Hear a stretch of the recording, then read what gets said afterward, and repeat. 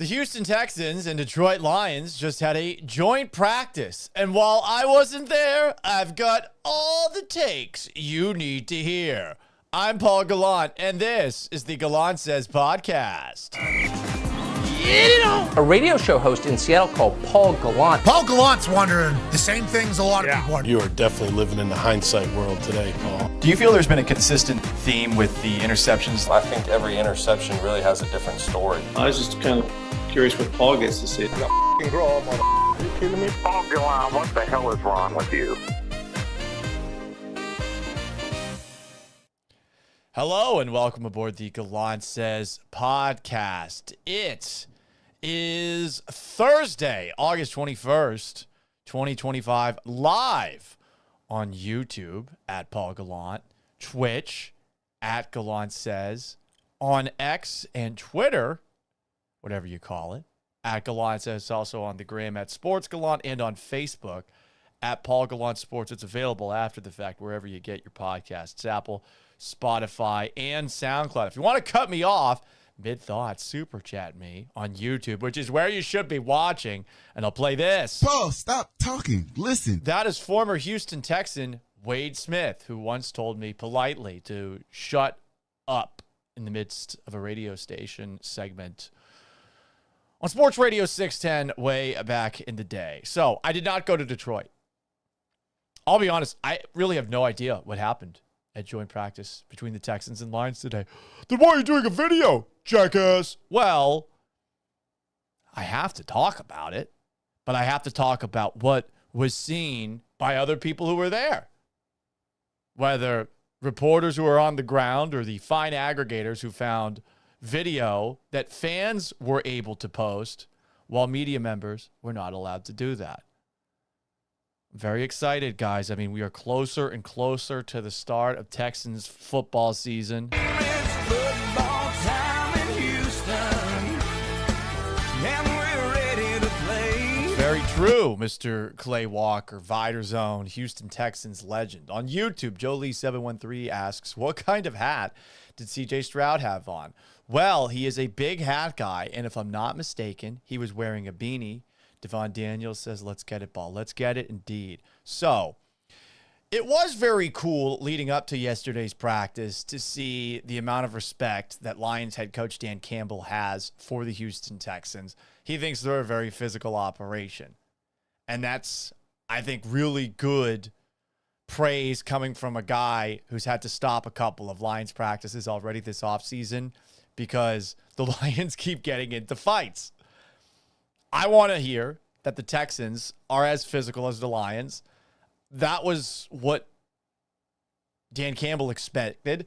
And from the sound of things, that's what Dan Campbell and the Lions got. And that's what the Houston Texans, I think, got from the Detroit Lions as well. D'Amico Ryans said leading up to the practice that he's got a lot of respect for the way that Dan Campbell and that operation work. And yeah, these are two organizations that maybe aren't at the top of the food chain when it comes to Super Bowl contenders, but they're certainly in the next category after the Chiefs, Ravens, Bills, and defending Super Bowl champion Eagles. I think they're both in the same rung of the NFL's pecking order.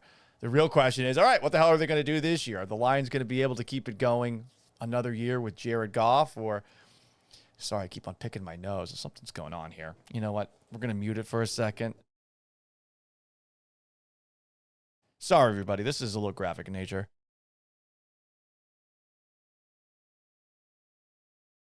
My nose gets very itchy often while I'm on the air. And a lot of people think, Paul, is it because you're doing cocaine? No, I would never. That's illegal, number one. No, my nose just gets itchy all the time. I'm not 100% sure as to why. Maybe it's a nervous tic of some sort. But the Texans definitely were expecting some physicality out of the Lions and vice versa. Paul, you've been talking about that for 2 minutes without actually saying anything of value to this point. That is a fair point. And look, I wasn't there. So I've got to go off of the people who actually were there. Okay? Cut me a little bit of slack. So let's go to the guy who I trust the most that was out there. The person who does a podcast with Landry Locker and has his own website, Houston Football TexansInsider.com. I listen to his podcast with Landry on a daily basis to get a feel for what's going on with the Texans. I consider him a friend, the one, the only, Cody Stutes. So what did Cody Stutes see at Houston Texans joint practice against the Detroit Lions? Let's read some of what Cody put out, at least on X. You should subscribe to his website. I'm scrolling through it, and here we go. You know what we're going to do? We're going to allow you to see what I'm seeing, okay? Paul, this is like really unprofessional, and honestly, you should have done a little bit more preparation before this show. Shut up. You don't understand how hard I've worked today. And by how hard I've worked, you don't understand. I had to talk about the Astros and how bad they are for much of today's show. What do we got? No Azeez Al-Shaair for the Texans at today's practice. Huh. Well, that's a little bit frustrating. I would have liked to see Azeez Al-Shaair out there. I also want to see Christian Harris out there. But it is a joint practice, and the regular season is now 2 weeks away officially. Cowboys, Eagles. What else did Cody say? And now you can take a look along with me. A lot of ball on the ground via incomplete pass the first time the Texans offense was on the field. A couple of okay tosses, but clear Lions advantage. Gasp! I wanted to hear that the Texans offense was doing good against the Lions defense. The Texans defense had some excellent coverage moments, but a well-designed play and a juke of Christian Harris got Goff and the Lions a touchdown. Okay, well, that's not good, but get this. Get this. Christian Harris is back on the field. Texans swarm. It's football time in Houston, and we're ready to play. More from Cody Stutes, who observed Texans-Lions joint practice, and I'm observing his observations.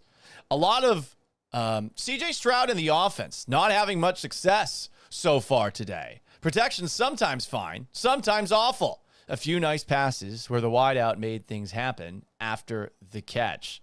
Texans defense a little better, but not the best Derek Stingley Jr. day. None of these things sound good. I'm disappointed in what I've read to this point. The Texans didn't stuff the Lions into a locker. The Texans didn't go David in the Lions den on the Texans and on the Lions and get biblical.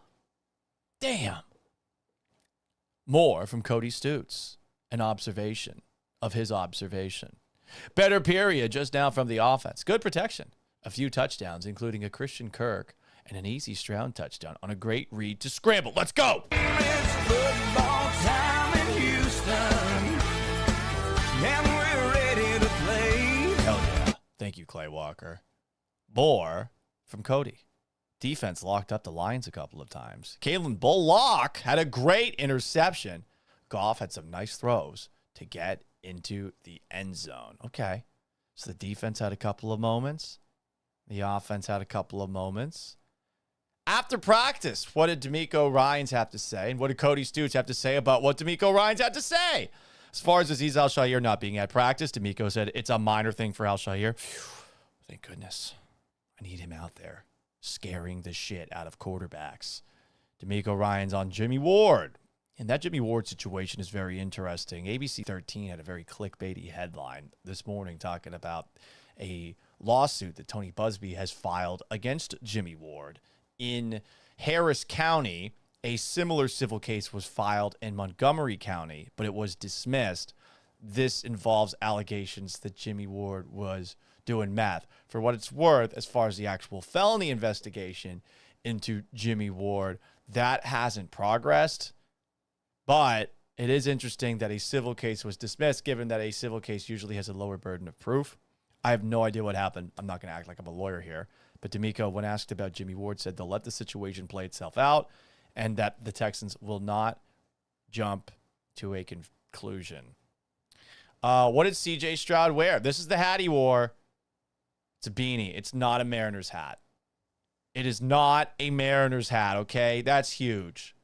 Huge! I'm wearing a Mariners shirt right now, by the way, and I think it's helping the Astros out. So that's neato. What else is going on? As I observe the observations of practice. Oh, a paywall. Fuck that. Sorry, Cody. I love you, but I ain't doing that shit. What else do we have here? Observations of the observations of people who are at Texans and Lions joint practice, because I didn't have a chance to look at any of this shit until today. Landry wasn't there. What the fuck, Landry? Damn, I guess I'm not going to listen to the most recent episode of SNL. How about my guy DJ Bieneme, my flag football teammate on a team that wouldn't let me get on the field, even though I'm an all-district safety at the lowest level of high school in Florida? The fuck was that all about? I love you, DJ. DJ, did he post anything on X? Oh! He's reposting Shedeur Sanders stuff. This is outrageous. This is unfair. How am I supposed to know what happened?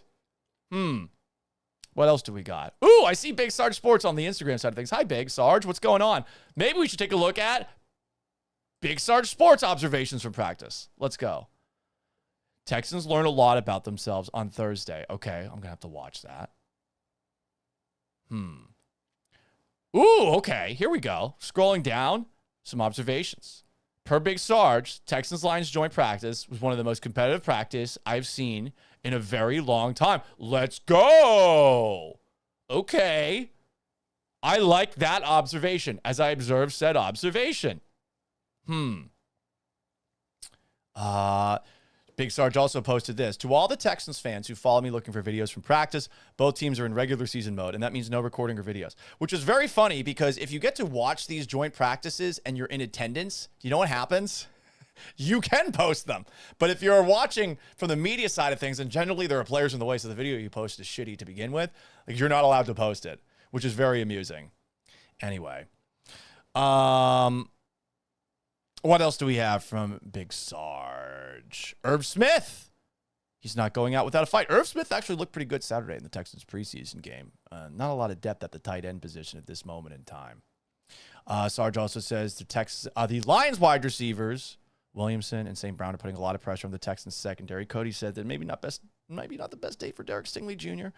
Williams. Yes, Williams. Again, I'm just reading the observations of those who are actually at practice. Big Sarge says I'm hilarious. I don't know if I'm hilarious. Figgy Fig, what's up, buddy?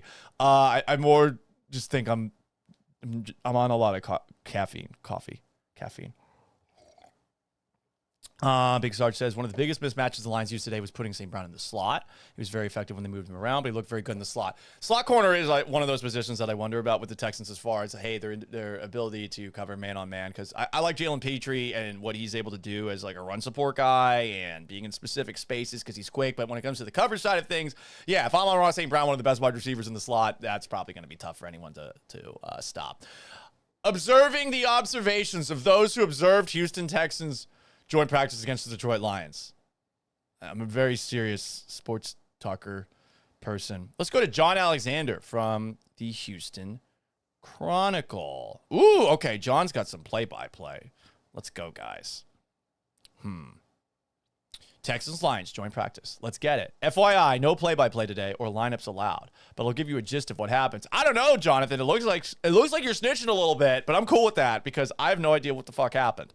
Lions first-team offense having some success against the Texans' first-team defense in 7-on-7. Okay. Texans' first-team offense in 7-on-7 starts slow against the Lions defense, but ends well. Ooh. Christian Harris hasn't looked bad out here. I'm so excited for Christian Harris. Poor Christian Harris having to sit on the sidelines all of last year after a really awesome close to the 2023 season. He is super fast. He is super powerful. And hopefully we will see that version of Christian Harris this season. John Alexander also posts, breaking news, Derek Stingley is still good at football. I'd be remiss, says John Alexander, if I didn't say Amon-Ra St. Brown is also good at football. Honestly, maybe I could have made these observations and acted as if I was there. That would have been funny.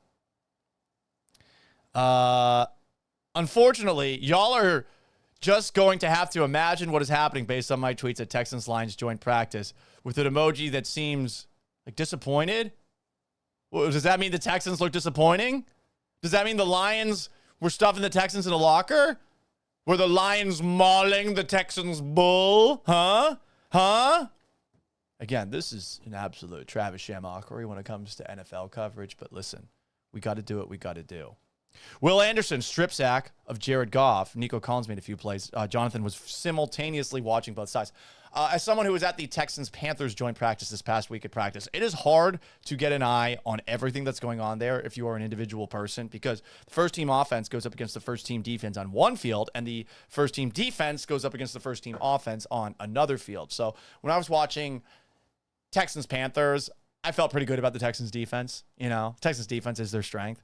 Texans offense, I have some questions about it. Entirely new offensive line, new offensive coordinator, new receivers, yada, yada, yada, yada, yada, yada, yada, you know?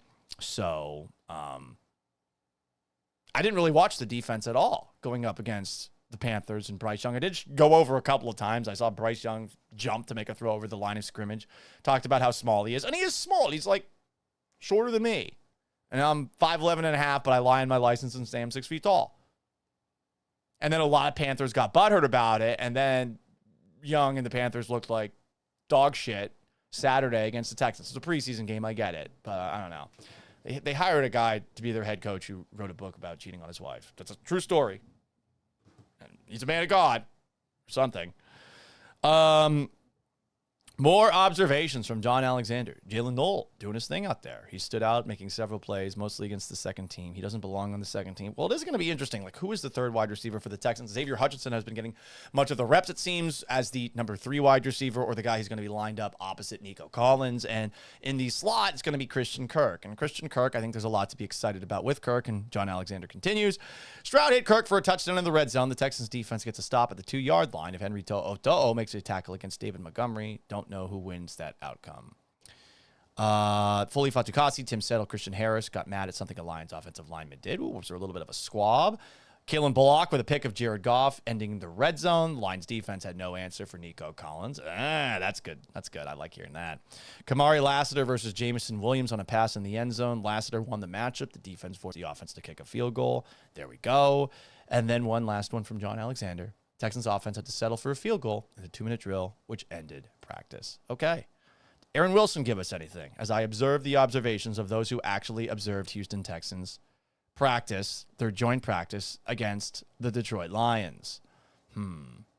John Alexander had a lot. Aaron Wilson, for the most part, he is just posting like transactions and stuff. There's CJ Stroud talking about Titus Howard against Saden Hutchinson. And okay, it doesn't look like Aaron had that much for me to go off of. I want to observe observations and make my own observations based off the observations. How about this one? This is from Detroit Sports Podcast. When you see how even the Texans are with the Lions, makes it even more real, that the Dolphins aren't that good last week. Yeah, it sounded like the Dolphins had one of the most embarrassing joint practices we've ever seen last week. And I feel like Mike McDaniel is going to be one of the first coaches to be fired this coming season. They're in a tough spot. A very, very tough spot. Seems like Tyreek Hill hates being there. And on top of that, there's some crazy-ass thunder going on outside. It's been a very thunderstormy week. What was I talking about? I don't know. Again, this show has been a little bit all over the place. I would have preferred to have done it in the morning and actually have some stuff for you, but instead I'm observing observations. What does the Detroit Sports Podcast say? Lions defense has 4 picks? 4 picks? Offense sizzles against Texans. Okay, so this Lions podcast might be one of the unnecessary blowjob podcasts, you know? And there's a lot of that goes on in the sports media game these days, because if you say something outrageously positive online, you know what generally happens? People click on it these days, especially on X. But he liked what he saw. 4 picks, great play from wide receivers. He actually wrote a blog about it too, the Detroit Sports Podcast. All right, shout out to the Detroit Sports Podcast. That's neato. What else do we have? He posted a lot. Oh, the Lions had 3 touchdowns in the red zone period. Jared Goff apparently pulled Christian Harris away from a mini scrum. Jameson Williams cooked Derek Stingley for a touchdown. This guy writes a lot of posts with exclamation points in it. Let's just watch some clips. Ooh, Terrion Arnold is locked down. Here we go. We've got Derek Stingley. Not Derek Stingley. Jesus. Sorry, guys. I'm all over the place right now. Nico Collins deep downfield and a Lions defensive back. Ooh, that's interference, isn't it? Isn't that interference? I mean, it's a little graphic. A little graphic right there. You know? That's a little graphic. That's borderline sexual. Hey, man, keep your hands up. Keep your hands up. So the Lions think that they had a really good practice. Those who cover the Lions think that the Lions won this one. And a lot of people are coming away from the Texans side of things saying that things were even. All I've got to go off of are the observations of others. And I'm observing those observations right now. You're welcome for the riveting coverage here.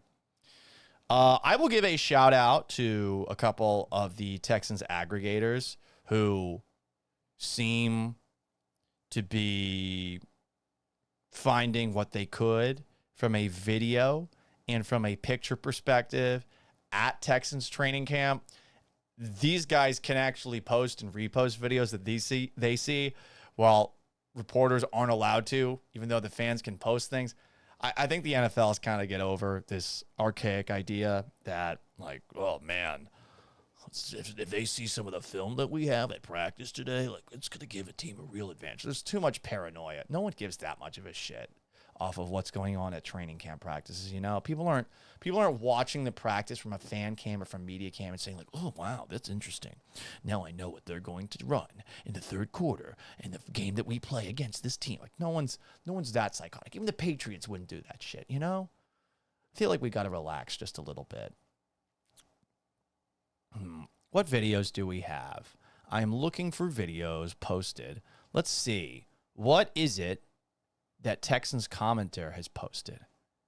At Stressens. He is also reposting things that the Lions people are talking about. Let's see. Kirby Joseph just intercepted C.J. Stroud in the second play of 7-on-7. Kirby is back, and he's got the Guardian Cap helmet on. Those Lions helmets pretty sick. The face masks really pop. Speakeasy Sports says, I can't lie. Derek Stingley is doing a great job on Amon-Ra St. Brown in comparison to what happened last week. Okay. Jawar Jordan looked good. That's a Sarge post. I guess I missed that one. Lions have an extremely deep threat, dangerous deep threat in Jameson Williams. He caught deep touchdown passes, created separation behind Texans defensive backs Derek Stingley Jr. and Arthur Millette. All right. Neato. I'm having a tough time reading. Is anyone else noticing that? Today, Junior. Remedial reading. I might have to go back to that. What else do we have here? This Speakeasy Sports guy seems to be more of a like the Lions negative reporter. Texans defense is dominating red zone work right now. Will Anderson is a problem. People say that a lot. Is a problem. What kind of a problem? Like a vicious problem? Sometimes there's good problems. From Easy, Jahmyr Gibbs just dusted the Texans defense on back-to-back long run touchdowns. I think I also saw somebody else post that Jahmyr Gibbs is a cheat code at some point. Ooh, some video. Let's see what we got here. This video features Derek Stingley and Amon-Ra St. Brown. Let's watch this. Wow. Slow motion. Amon-Ra St. Brown on an out route, and then Derek Stingley breaking on the out route. Ooh, Amon-Ra St. Brown had to play defensive back on Derek Stingley Jr., who looked like he would have had an interception on that play. Hell yeah. And then a little high five, low five with Kalen Bullock. Texans swarm. It's football time in Houston, and we're ready to play. Easy points out, C.J. Stroud is running for his life today. He did run one in, though. Okay. How about more Texans defensive backs here? This is from the Texans Instagram account, and at Texans commenter reposted it. Sting said, out of here. can't believe the Texans posted this. This is valuable information that the opposition could see. I couldn't see any of that shit. That valuable footage that somebody from the media posted, I can't believe it's posted. Someone from the NFL should arrest them for that. That's key information, key intel that is unnecessarily being shared on the internet and could potentially ruin the Texans and Lions season simultaneously. We have to be a lot more careful about the kind of video that we put out there. Oof.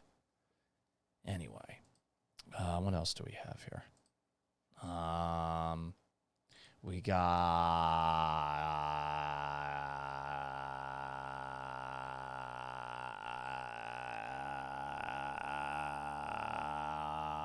Oh, here's something. Stroud throwing it to Christian Kirk. Jesus, you can't see any of this shit. Why are they paranoid of this getting out? Oh, God, a crossing route with a camera angle from field level and 50 fucking yards away. Oh, God, look at what's going to happen if we post this. Oh, no. Fucking NFL. Roger Goodell sucks. I have no idea what's happening here, but Jalen Noel caught that. That was a nice catch, I think. I don't know if he got 2 feet down. I don't know how the ball got there. Is that artificial intelligence? Is this a fake video? Who fucking knows anymore, you know? Everything looks fake. Everything looks real at the same time. It's crazy, man. Toro McJohnson comments, Paul needs to clip the shut up fatty quote to use that against Joe George. Hey, that's not nice. And by the way, the show is solo again. Joe is doing this show from 6 to 7 now, which is why I started my show at 7. Don't want to be competing against any of my 97.5 brethren. On the Twitch, what do we got here? Hugh Dab asks, Paul, how early can I sponsor a margarita tomorrow? I would prefer it be later. I had one of the skinny margaritas yesterday because me and the girlfriend, we were out at the El Tiempo. That's Westheimer on the west side. Wait, I'm gonna do a West Side gang thing. I mean, I'm not a gang thing. I'm not a gang thing. Not a gang thing. But this is West Side. I was on the Westheimer at the Westheimer El Tiempo, and I had the frozen skinny margaritas for the first time. Very potent, a little more gasoline in them. I love El Tiempo's margaritas, not just at Dyken Park, but also at the actual El Tiempos themselves. We're going to be at the El Tiempo on Washington tomorrow for our ESPN Houston listener party. You should come out. You should join. It's going to be fun. It's going to be fun. But please do not pass me margaritas. Please. Like, I woke up late this morning because I was at the El Tiempo. That's on the West Side. Y'all mean? For real. And I had like 2-3 shots or so. I didn't ask for any of them. I just was provided with it. My girlfriend's coworkers are fun and made me feel old. I think they're older than me too. Look, I don't know what else you want from me as far as the observations from Texans joint practice against the Lions, you know? I thought I would have something if I just riff it, if I just go through everyone's observations, and if I observe of the observations, that I would be able to offer my own observations based off of the observations of those who were there to observe. You know, we did what we could. I'm so starved for actual football. Like, preseason, it blows. I'm at a point now in my life where I will never watch a preseason game live again. You know? First game, starters didn't even play. Second game, starters played for 5 minutes. These ticket prices for preseason games, you know how much they go for? Do you know how much they go for? It's wild. Truly wild. I think I looked up the average ticket prices for the Texans-Vikings game, and we were talking like around $70 for that shit. Like Justin Jefferson's not in street clothes the whole game. Same with all the Texans players, you know? They charge full price for that. If you get season tickets, you have to buy them. And it's impossible to get rid of those tickets and to actually get something in return for them too, you know? What else do we have? Devon Daniel says these recordings from practice do suck. Yeah, this is all we got to go off of. It's driving me nuts, you know? Spirit of Detroit podcast. Well, what's going on, Detroiters? You're doing good. I am glad the Texans got to practice against your team. Not going to lie, watching the quarterback documentary on Netflix and watching the Texans lose that game where Jared Goff threw not 1, not 2, not 3, not 4, but 5 interceptions was very painful, especially considering the kicker who hit the game-winning field goal used to be like a Houston bricklayer. It was a fun little backstory for him. Very cool for him. The Lions are very hard to root against. I think everyone wants to see the Lions win something, but people kind of forget that Houston is a similarly depressing football town, because the last time the Texans were good were the early days of the AFL when George Blanda was quarterback. The Oilers won the first 2 AFL championships, and there was a season, this is wild. I love telling people about this, but there was a season where George Blanda, who was the quarterback for the Oilers for a little bit of time, for those who don't know, I mean, by the way, look at George Blanda while he played for the Raiders. Can you guess how old this man was? Just take a look really quickly at this. Look at this guy. Look how old this guy looks. I'm sure right there, George Blanda was probably like 40. That dude looks like he is 65. Is that from ripping darts? I don't know. All I know is, whoa. You know? I mean, look at that guy. Anyway, bringing it back to from George Blanda to George Blanda for the Oilers. George Blanda played 26 seasons of pro football. Actually, he might have been like 60 in that moment in time. But with the Oilers in 1963, Blanda, check that, 62. This is after the Oilers had won the first and second year of the AFL, the championship. He threw 27 touchdown passes and 42 interceptions. Yes, for an 11-3 football team. He threw 40 fucking 2 interceptions in a season. 42. That is fucking wild. And they were 11-3. It's like the best season from a total wins perspective the Oilers ever had. 27-42 ratio. Holy smokes, y'all. Anyway, I am observing the Astros game, and it seems that the team meeting that the Astros had has worked out. The Astros are actually winning right now. That's neato. That's splendid. That's wonderful. I know the Lions fans amongst us right now saw their Tigers sweep the Astros. And you might have seen me back in the day before that Astros-Tigers series in the playoffs last year say that the Astros were going to dust bust the Tigers. And the Tigers did that. And I ate a little bit of crow. Happy for the Tigers, too. One of my friends actually works for the Detroit Tigers in some way, shape, or form. So it's great to see them actually doing well. Got to play the role of the cocky Astros fan because they are the villains of baseball. But I'm glad the Astros are winning. I'm not going to watch much longer. You know, I think I'm going to go on a drive out into the storm. Maybe go to Walmart. Because did you know that the Walmart you thought you knew is now new? Who knew? It is. Anyway, I'm sure this has been a riveting program. We tried an experiment here because I wanted to do a live stream.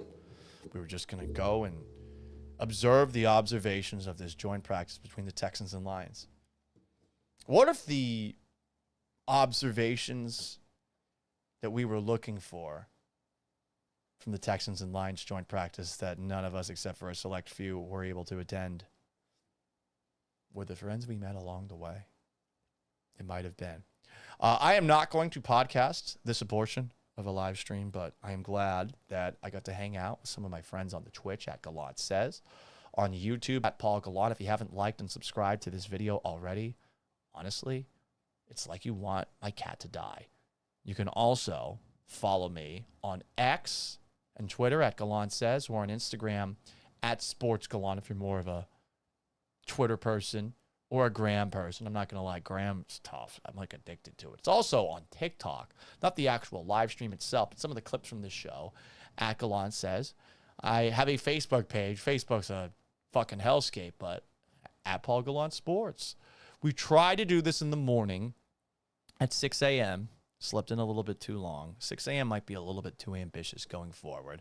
It's also available wherever you get your podcasts. So if you haven't already, subscribe, rate, and review me on Apple and Spotify. Search the Gallant Says podcast. This will not be on that, but hey, if you want to listen to this in audio form, have at it. Until tomorrow at 6 a.m., I am merely Paul Gallant. So long, farewell, and have yourselves a wonderful rest of your Thursday. Peace!